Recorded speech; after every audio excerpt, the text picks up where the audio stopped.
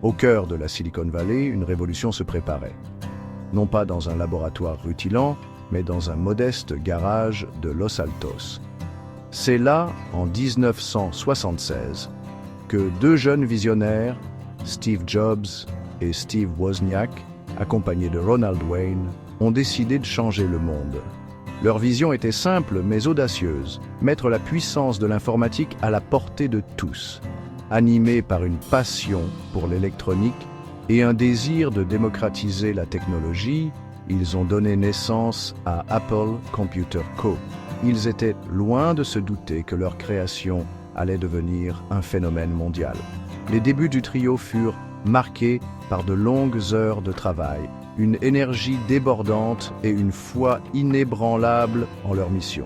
Jobs, le visionnaire charismatique, possédait une capacité étonnante à anticiper les désirs des consommateurs, avant même qu'ils ne les réalisent eux-mêmes. Wozniak, l'ingénieur brillant, apportait ses compétences techniques, concevant des solutions élégantes qui donnaient vie aux idées de Jobs. Leurs talents combinés ont formé le socle du succès initial d'Apple. Leur première création, l'Apple I, était un ordinateur rudimentaire, une carte mère pour les amateurs et les passionnés. Elle mettait en valeur le génie technique de Wozniak, mais manquait du raffinement d'un produit grand public.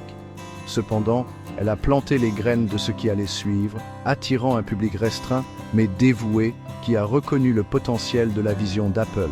L'Apple I était un tremplin, un témoignage de la puissance de l'innovation et un prélude à la révolution qui allait se dérouler. L'Apple II, lancé en 1977, a propulsé l'entreprise sous les feux de la rampe. Il ne s'agissait plus d'un simple kit pour amateurs. C'était un ordinateur personnel complet avec un clavier, des graphiques en couleur et des logiciels conviviaux. L'Apple II a connu un succès immédiat, démocratisant l'informatique et l'introduisant dans les foyers, les écoles et les entreprises du monde entier. Il a établi Apple comme un acteur majeur sur le marché en plein essor de l'ordinateur personnel. Le Macintosh, dévoilé en 1984, a marqué un autre tournant dans l'histoire d'Apple. Inspiré par une visite au Xerox PARC, Jobs a imaginé un ordinateur non seulement puissant, mais aussi intuitif et esthétique. Le Macintosh, avec son interface graphique, sa souris et son design emblématique, a révolutionné la façon dont les gens interagissaient avec les ordinateurs. Il s'agissait d'une rupture radicale avec les systèmes textuels de l'époque, rendant la technologie accessible à un public plus large.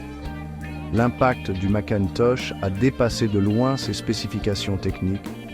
Il représentait un changement culturel, une fusion de la technologie et de la créativité qui a trouvé un écho auprès des artistes, des musiciens et des utilisateurs lambda.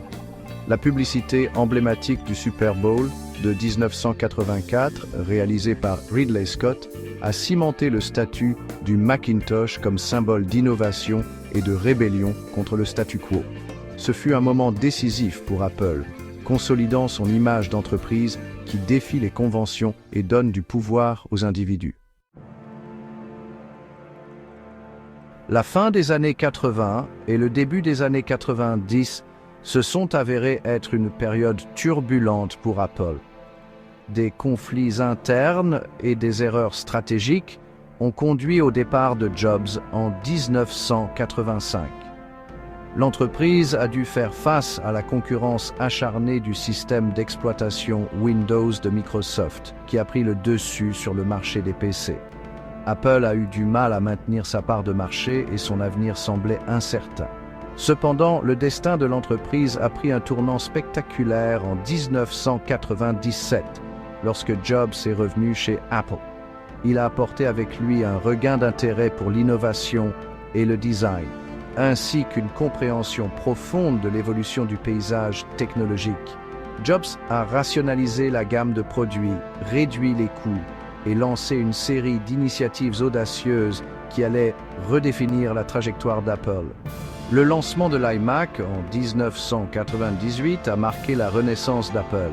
Cet ordinateur, tout en un, avec son boîtier bleu bondi, translucide et son design innovant, était une rupture radicale avec les boîtiers beige qui dominaient le marché. L'iMac a été un succès critique et commercial, revitalisant la marque Apple et rétablissant sa réputation en matière de design avant-gardiste et de technologie conviviale.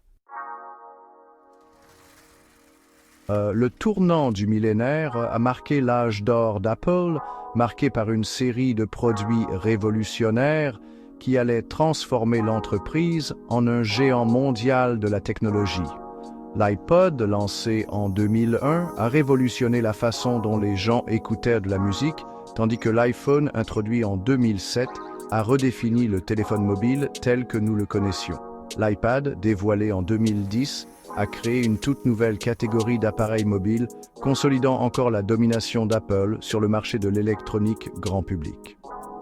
Sous la direction de Tim Cook, qui a succédé à Jobs en tant que PDG en 2011, Apple a poursuivi sa trajectoire ascendante.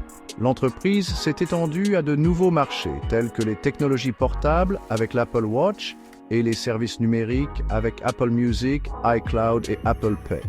La vision stratégique et l'expertise opérationnelle de Cook ont propulsé Apple vers de nouveaux sommets, faisant d'elle la première entreprise cotée en bourse à atteindre une capitalisation boursière de 3 000 milliards de dollars. Aujourd'hui, Apple est un témoignage de la puissance transformatrice de l'innovation, du design et de la recherche constante de l'excellence. L'héritage durable de l'entreprise réside non seulement dans ses produits emblématiques, mais aussi dans son engagement indéfectible envers l'expérience utilisateur, la durabilité environnementale et la création de technologies qui autonomisent les individus et enrichissent leur vie. Alors qu'Apple continue d'évoluer et de repousser les limites du possible, une chose reste certaine, l'esprit d'innovation qui a alimenté ses humbles débuts dans un garage de Los Altos continue de brûler avec éclat.